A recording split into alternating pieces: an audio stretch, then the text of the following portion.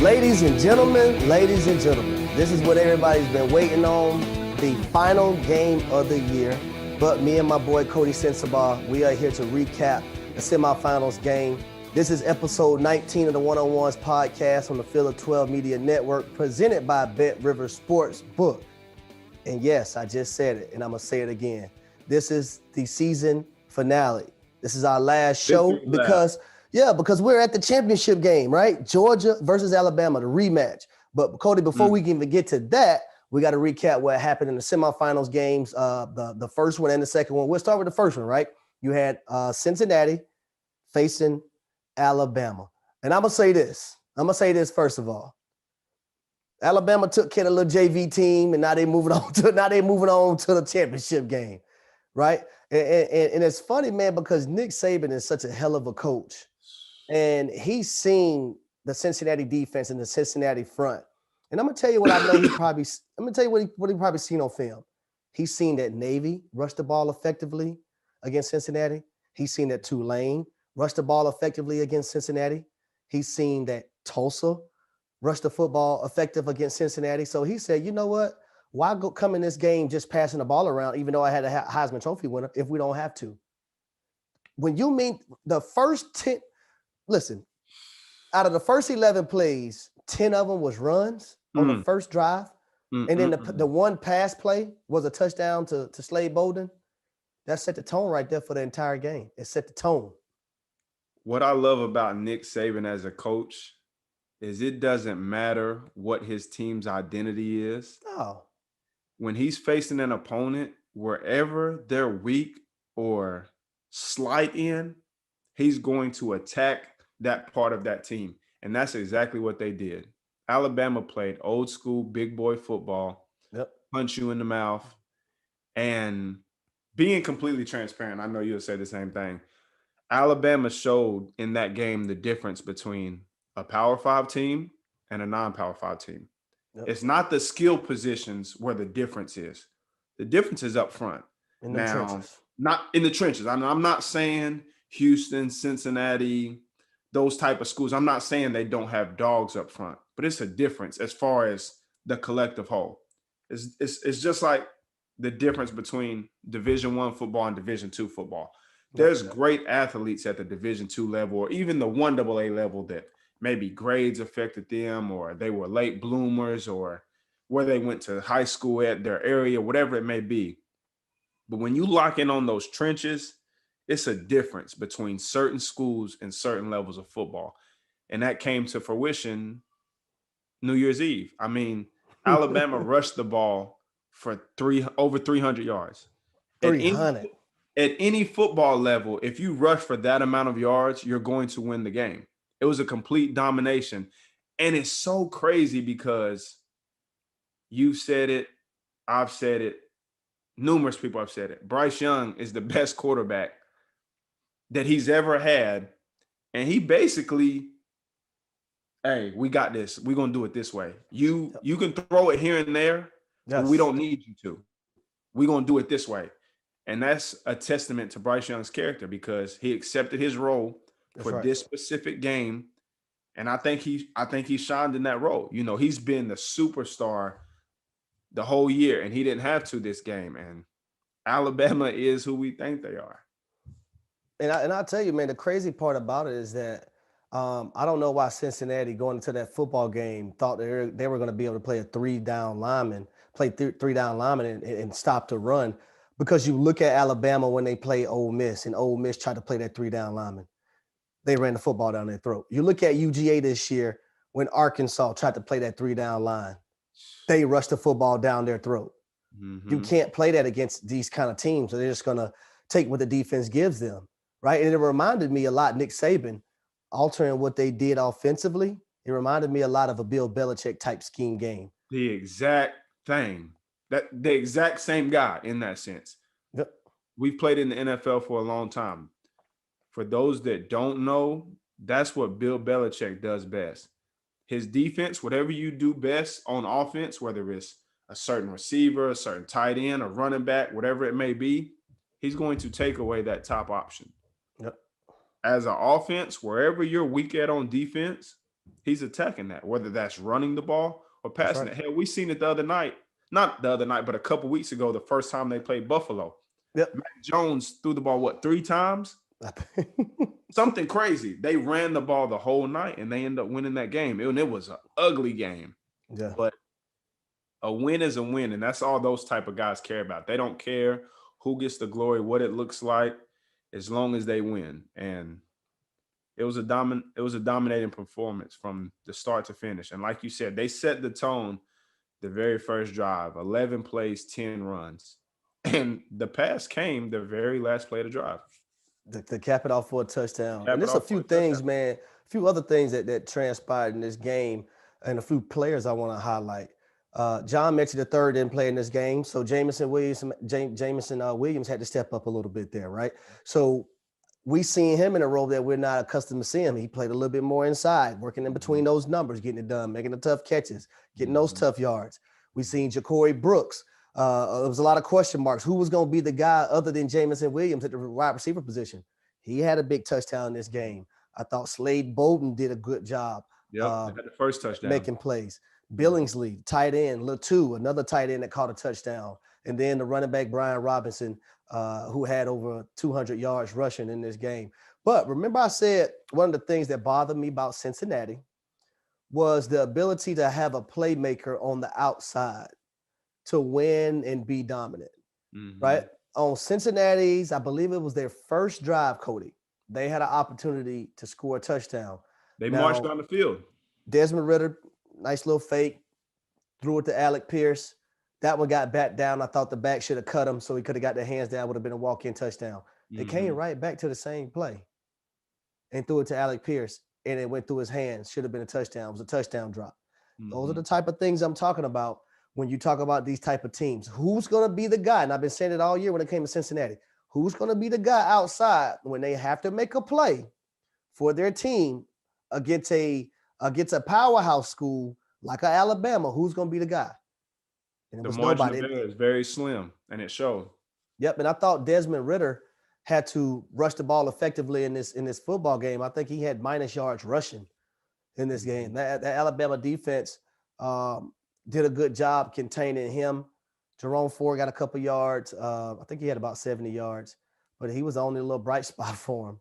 Right. And then right before halftime, when the score was 10-3, I said to myself, okay, if Cincinnati don't let Bama score before half, they're getting the ball come out of halftime, they might be okay. They gave up that touchdown. I said, oh, they're not okay. Right.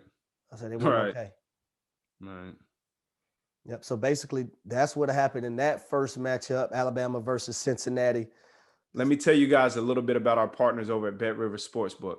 If you haven't signed up with BetRivers yet, now's the time, because they're offering a $250 match bonus for your first deposit.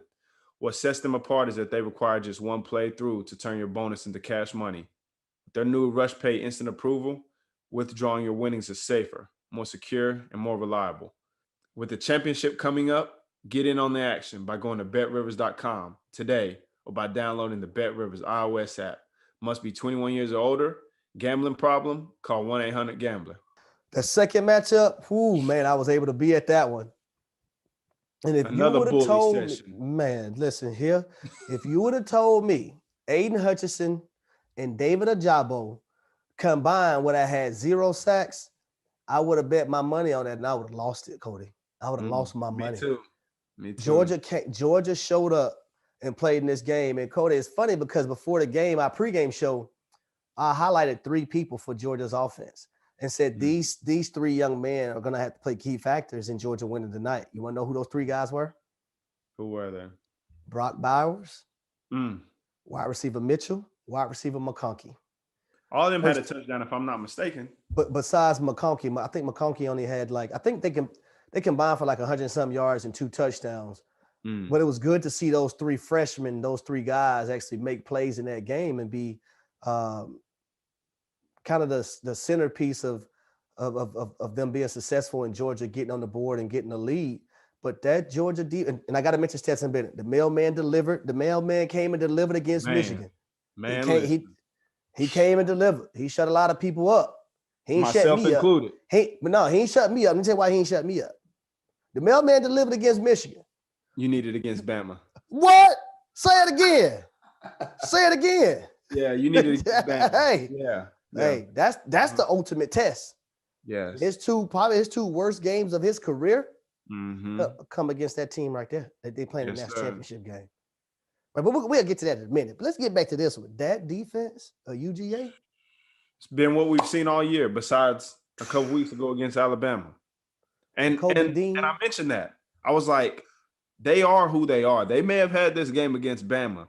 Yeah. But the plays they put on film all year, that's who they are. And that's who showed up. I didn't expect them to hold Michigan's run game the way they did and suffocate them. Michigan could not run the ball. And bro, no lie, bro. No lie. I'm gonna tell you this. I'm gonna tell you this.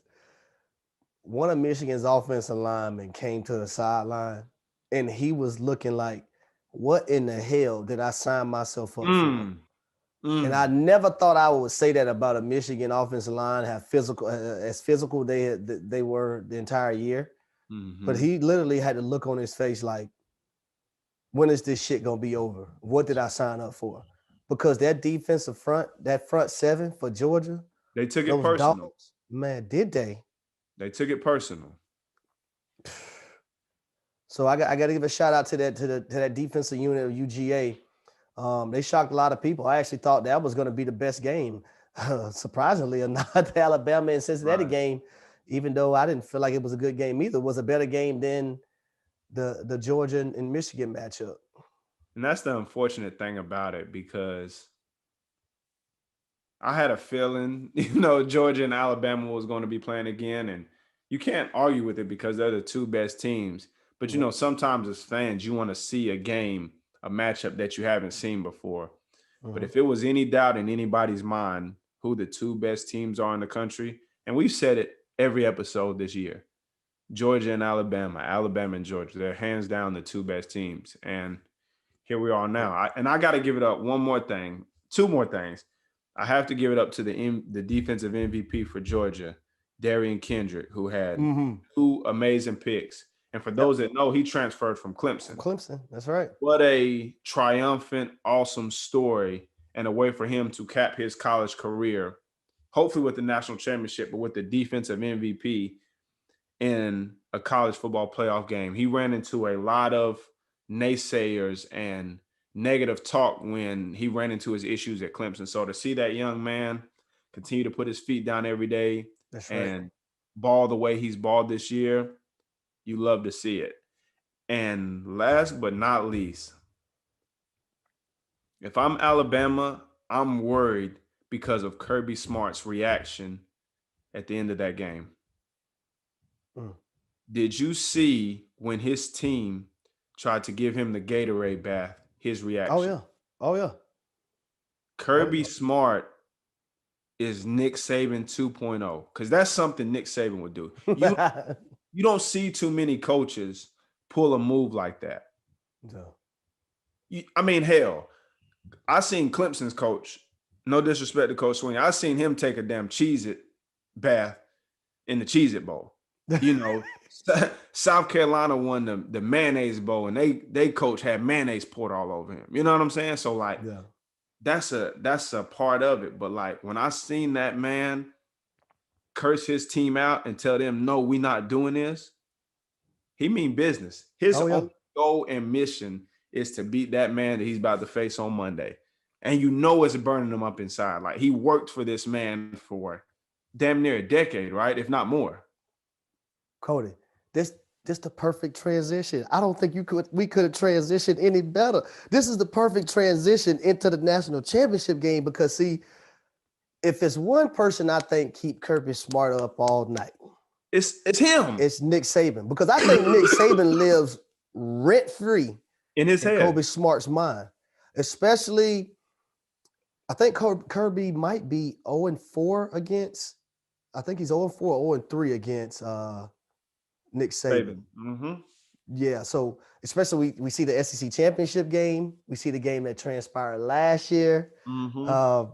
It's burning inside of him. He needs it. He needs it. He needs it, and he wants it bad, because there's only been one assistant That's beat has him. beaten Nick Saban. Mm-hmm. One, that was Jimbo Fisher this year, Texas A&M. The only one out of all those people Nick Saban has had under That's his crazy. wings. It's only been one. Because all of those guys are either at SEC schools, major ACC schools, or some other Power And, 5 and, school. are great coaches. At And are great great coaches. programs. Yeah. So for only one in the history of all those men that he's had on his staff, that is bananas. Just to even say that, that's crazy. Yeah. But Kirby, you could tell his demeanor, his mindset, he wants it, and he's going to have those guys focused. Now, the only thing is that you got a Bryce Young over there who set an SEC record the last time they played against this Georgia defense, who was the best in the country. I guarantee you Alabama's game plan won't be this coming Monday what it was against Cincinnati. I guarantee you that. Nope. Nope. Listen, people keep forgetting Bryce Young is getting cut loose. They have two solid tight ends, Matu and Billingsley. Like I said, I mentioned Slade Bolden. He did well. Jamison Williams did well in the semifinals game. But Jamison Williams took the top off the defense the last time they played. Without a question. So don't think that's not in the back of the mind of UGA's defense. For sure. That this man took the top off. But then look for a guy like Ja'Cory Brooks to may have a get behind the defense and make a big explosive catch or a big explosive touchdown.